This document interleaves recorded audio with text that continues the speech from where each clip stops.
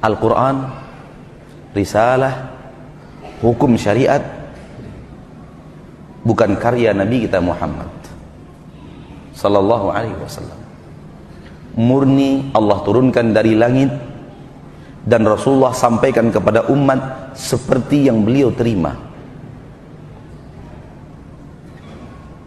Di dalam surat Al-Haqqah Allah berfirman, "Walau taqawwala 'alaina ba'dal aqawil la akhadna minhu bil yamin thumma laqata'na minhu al watin fama minkum min ahadin anhu hajizin."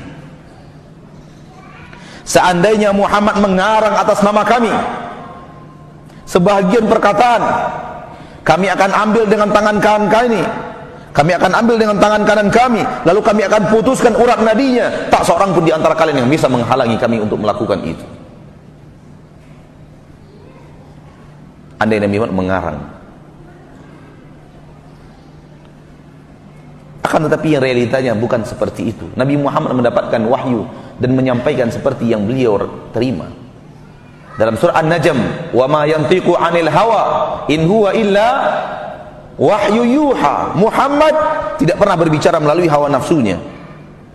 Semua itu adalah wahyu yang diwahyukan Allah kepadanya. Apa manfaat dari keyakinan yang wajib tertanam di dalam jiwa kita bahwa Rasul penyampai, bukan pengarang. Syariat bukan berasal dari Rasul. Syariat berasal dari Allah Rabbul Izzati wal Jalalah, pencipta manusia. Apa manfaatnya? Manfaatnya agar kita merasa, agar kita sampai kepada kita keyakinan kita tidak berhak mengarang soal syariat. Syariat bukan apa yang diinginkan, apa semata-mata seperti apa yang diinginkan Nabi Muhammad. Syariat bukan karangan Nabi Muhammad. Nabi Muhammad tidak berhak mengarang soal syariat. Kalau Nabi Muhammad, manusia terbaik di permukaan bumi, manusia paling saleh, manusia paling bertakwa, tidak berhak mengarang soal syariat, berhakkah Anda mengarang soal syariat? Membuat sesuatu yang sesuka Anda, semau Anda, setenang yang Anda inginkan, selezat yang Anda suka, panduan-panduan yang Anda buat sendiri, cara beribadah yang Anda lakukan sendiri, yang tidak ada tuntunan dari Rasulullah SAW, tidak ada wahyu yang berbicara tentang itu. Dari mana Anda mendapatkan hak untuk mengarang itu? Siapa yang memberi izin kepadamu? Jibril mana yang turun kepadamu? Risalah apa yang kamu dapatkan?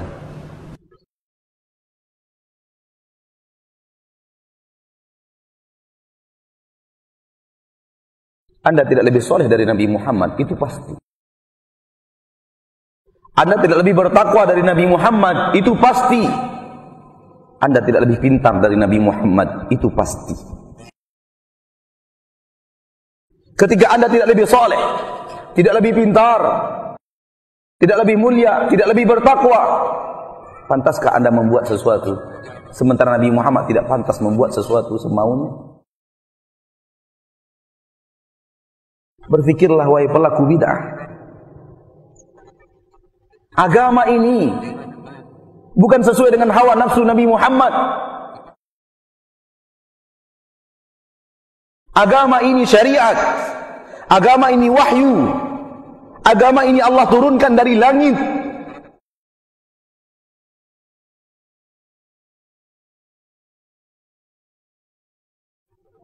Nabi Muhammad SAW ditanya tentang Dzulqarnain.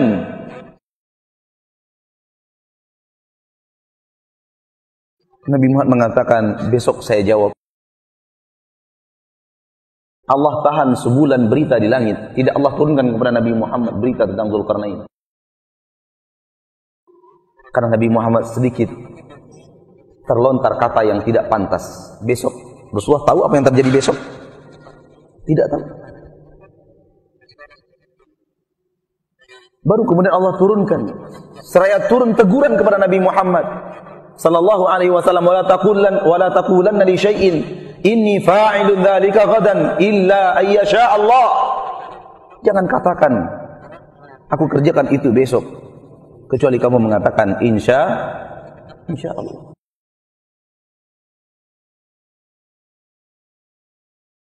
Ketika perang Uhud, kita tahu bagaimana Rasulullah SAW menderita di perang Uhud.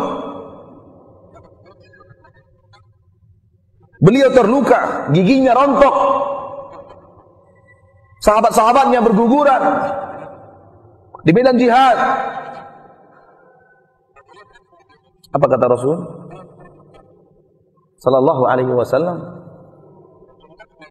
Bagaimana akan mendapatkan keberuntungan kaum yang telah melukai nabi mereka? Bagaimana akan beruntung kaum yang melukai dan mencederai nabi mereka sendiri? Turun firman Allah, laisa laka minal amri syai'. Soal itu wahai Muhammad bukan urusanmu. Soal mereka mendapatkan hidayah setelah itu atau tidak, itu bukan urusanmu wahai Rasul. Urusan Allah. Dan Allah buktikan Khalid bin Walid masuk Islam, Muawiyah bin Abi Sufyan masuk Islam radhiyallahu anhum. Padahal itu adalah pemimpin-pemimpin Quraisy di perang Uhud. Keahlian dan keilmuan berperang Khalid bin Walid yang telah mencederai umat Islam dan melukai umat Islam di perang Uhud dengan izin Allah. Ketika Nabi mengatakan bagaimana mereka akan mendapatkan petunjuk, Nabi mereka lukai, Allah marah. Allah tidak suka. Allah tidak ridho dengan kata-kata itu. Dan Allah menegur nabinya dengan mengatakan laisa laka minal amri syai'. Urusan itu kamu tidak punya wewenang wahai Rasul. Lihatlah Rasul yang sangat menginginkan Islamnya Abu Talib, paman yang ia cintai dan mencintainya, paman yang mendukung dakwahnya, paman yang menjadi bumper dakwah Rasulullah. Masuk Islamkah pamannya Abu Talib? Tidak. Akan tetapi Salman Al-Farisi masuk Islam tanpa sepatah kata dakwah pun dari Rasulullah SAW untuk Salman Al-Farisi. Hanya Salman Al-Farisi datang membawa makanan, seraya berkata, ini untuk kalian sebagai sedekah. Ia melihat dari kejauhan Nabi Muhammad tidak mau memakannya. Besoknya datang lagi, seraya berkata, ini hadiah untuk kalian, hadiah dari saya. Dilihat dari kejauhan Rasulullah memakan makanan itu. Taulah dia, inilah Rasul yang Allah Subhanahu wa ta'ala akan utus, yang telah Allah utus. Lalu keesokan harinya Salman Al-Farisi memutari badan Rasulullah, dan Rasulullah tahu bahwa Salman Al-Farisi ingin melihat khatmun nubuwah di pundak Nabi Muhammad. Rasulullah memperlihatkan khatmun nubuwah kepada Salman Al-Farisi. Langsung Salman Al-Farisi masuk Islam tanpa sepatah kata pun dari Nabi Muhammad SAW.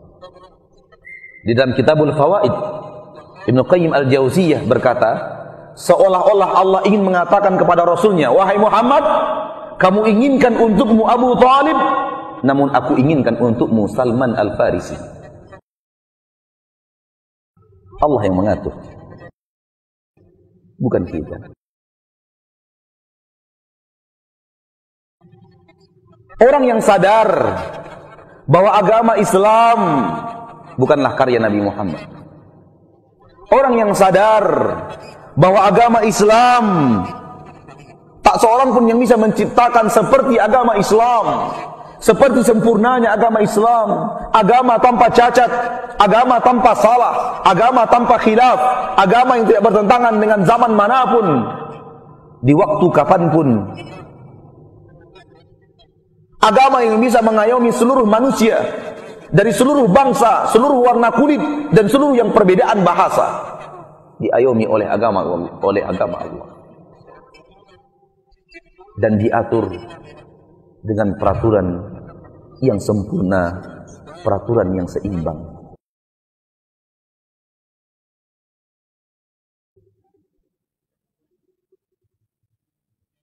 Adapun manusia, kalau manusia membuat peraturan, bisa untuk tahun ini, tidak bisa untuk tahun yang akan datang. Bisa untuk 5 tahun ke depan, tidak bisa untuk tahun berikutnya. Bisa untuk daerah ini, tidak bisa untuk daerah yang lain. Bisa untuk kaum ini, tidak bisa untuk kaum yang lain. Itulah peraturan umat Islam, manusia untuk manusia. Dan di dalam peraturan yang tidak bisa itu, yang sedikit itu, yang ruang lingkupnya kecil itu, mereka pun berbeda pendapat.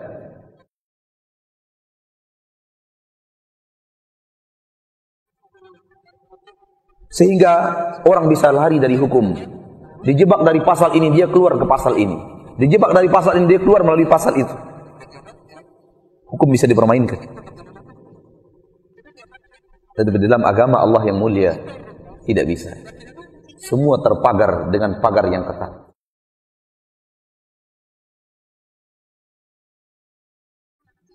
Kita wajib meyakini agama yang kita cintai ini, yang bernama agama Islam, wahyu dari Allah, turun dari langit melalui malaikat Jibril kepada Nabi Muhammad sallallahu alaihi wasallam. Tugas Nabi hanya menyampaikan.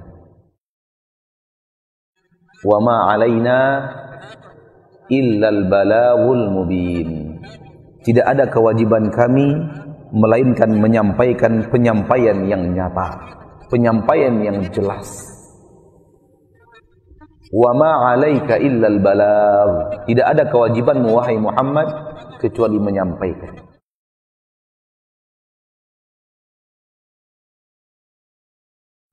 Orang yang faham itu tidak akan berani mengutak-atik syariat.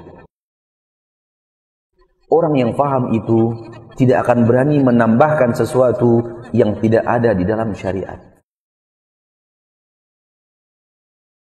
Karena dia tahu persis, dia tidak boleh protes kepada Allah. Dia tidak lebih pintar, dia tidak lebih hebat. Allah lebih tahu kemaslahatan hamba-hambanya dibanding hamba itu sendiri. Hai manusia, tahukah anda berapa jumlah rambut yang ada di kepalamu? Lebih kecil, tahukah anda berapa jumlah jenggot yang ada di dagumu? Lebih kecil, tahukah anda berapa jumlah kumis yang ada di atas bibirmu? Berapa jumlahnya? Tidak tahu, mau buat syariat? Mau membuat syariat? Sadarlah wahai manusia, kita ini lemah. Wa khuliqal insanu dha'ifa. Manusia diciptakan oleh Allah lemah. Kelemahan kita mau kita pertontonkan untuk mengutak-atik syariat, membuat hal yang baru yang Rasulullah tidak pernah ajarkan, Allah tidak pernah wahyukan.